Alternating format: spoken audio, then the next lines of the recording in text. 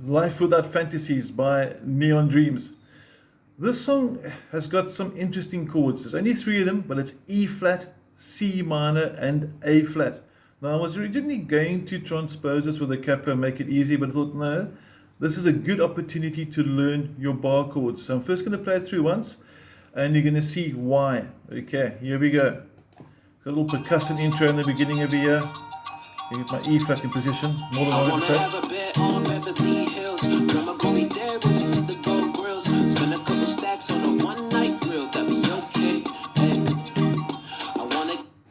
How's that for easy? One more time without the backtrack now.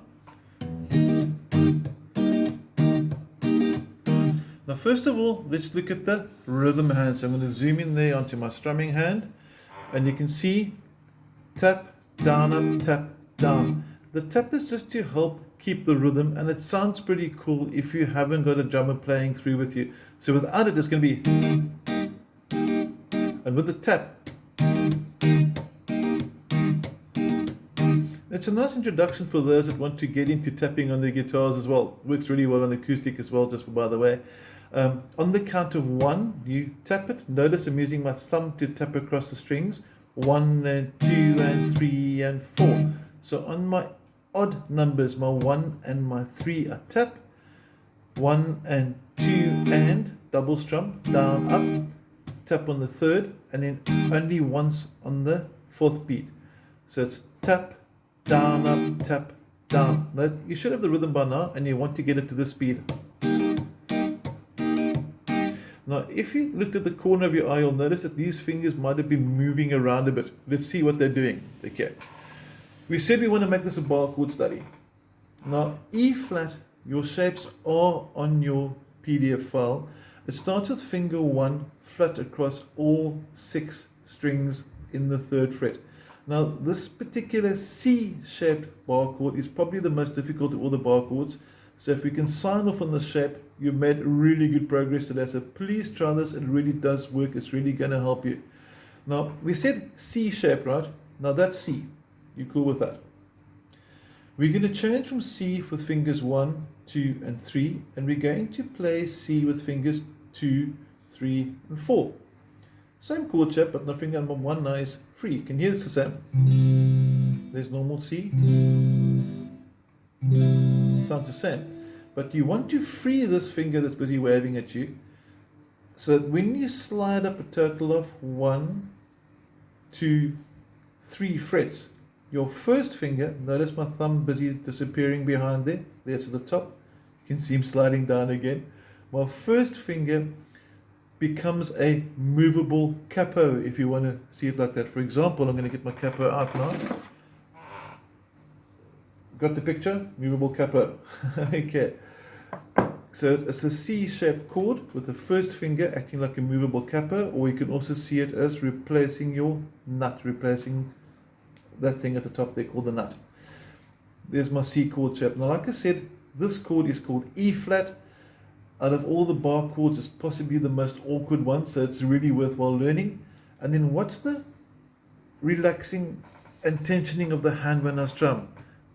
Can you see that movement? It's almost like a nervous twitcher. That is to synchronize itself with the strumming hand. So let's watch the strumming hand and the fretting hand interact. 1 and 2 and see that? So a strum with pressure, relax. Strum with pressure, relax. Tap, tap. That's super slow motion. One more time. 3, 4, tap, tap. And as you pick up speed,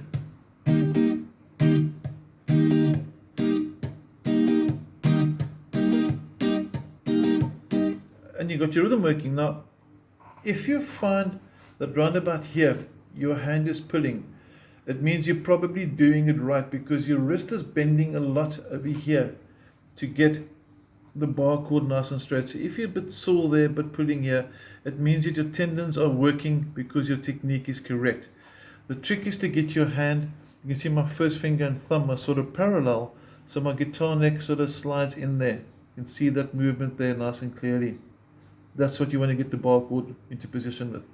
Now, if you really don't like that, another way to do it, which lots of guitarists use, is to abbreviate the chord E flat or the C sharp bar chord to finger 1 across the bottom 3 strings.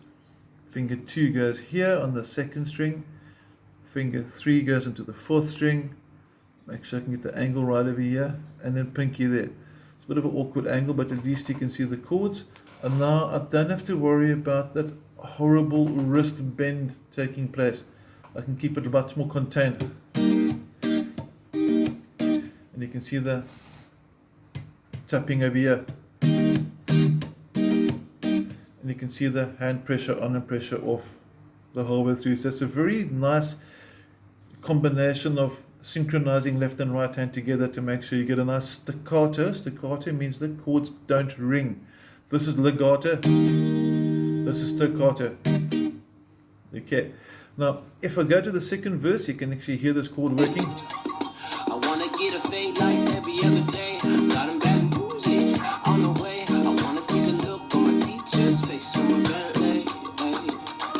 Easy as that. And for the verse 1 and the verse 2, the chord is E flat. Okay. When he goes to the bridge 1, he goes, what is life? All that happens is now, what's my pinky? I'm going to get a bit of a better angle over there on it first. There's my E flat. Pinky goes here. E flat was, pinky over here. C minor, pinky over there. So only one finger moves. C minor. I could play it like this as well, but there's no need to unnecessarily move fingers. When we go to the A flat, I slide 1 up to fret 4. He's in fret 5, but he goes to the 3rd string, and he goes to the 4th string, and there's my A flat. And then back to E flat. So let's go back just a little bit before the bridge, and you can see those chords taking place. Here's his Bentley. Now we're going to change to C minor. A flat. And back to E flat. And it's as simple as that. It's not a difficult song. It's a really cool song. It's got nice humor to it. It's got a good morals to it as well. And the chorus is very, very cool. The chorus is going to include a B flat chord. Now, for those that said, yeah, bar chords, it's so much easier on electric, now I'm playing an acoustic. Okay, just to show you the sound pretty much as cool as well, and they also do work. Now, for the chorus, the B flat I just mentioned, there's 2 ways to do it. The one way is to go to traditional B flat like this, which I'm not going to recommend you do, but just to remind you that if you do that, finger 1, fret 1, string 1, fingers 2, 3, and 4, all into the 3rd fret on string 4, 3, and 2. And you don't strum the top 2 strings. This is B flat. Now, I don't want to go from here and change everything down to here to jump back up to C minor. That's a lot of hand movement. If you know your other bar chords, there's another B flat that sits over here. Now, this bar chord here, we're not going to do. We're going to do an abbreviation, which means that you're coming from E flat, like that. For the chorus, you need to go to B flat. You simply do that. So your chord's now going to sound E flat, your B flat, C minor. You notice how far my first finger has traveled. It hasn't really traveled at all. Okay, check this out. I'm going to play now with the original, and I'm even going to forfeit the pinky. So I'm going to take my E flat 1 step further. Now, with reggae, this is like a reggae rhythm with a rap type of vibe to the whole way through. You can get away with the fact it actually even sounds better without strumming the top 2 strings. So these 2 strings, I often leave them out when I'm playing these type of rhythms. So I can actually summarize E flat to this, which takes the pressure off the pinky as well. So you may do that as well, or you can put the pinky in. Okay, but E flat, B flat, C minor. And check how nice this works now with the song. Gonna get back to E flat. Here we go. A little keyboard part there.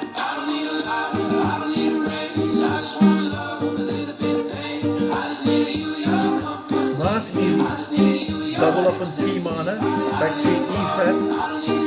Here comes B flat, C minor, and here. And you have to watch for that A flat as it kicks in there again, but you do know A flat because we use it for the bridge. This is pretty much all you need to do for Life Without Fantasies. Now, yes, we could have capoed it, but I really want to encourage you to get the bar chords working for you. It's going to help you play anything you ever need, and in any key that you want to do. So if you want to transpose it, you just simply shift positions. If you want to know how to transpose, let me know, I'll send you a video. But if you know your bar chords, you can play any song. You don't need a capo, and you get much better control over your staccato rhythms for songs like this as well. So let's take the chorus through one more time and watch the tension. Try and get these changes for the shapes, and let's try this. 1, 2, 3, and 4, and B flat and C minor.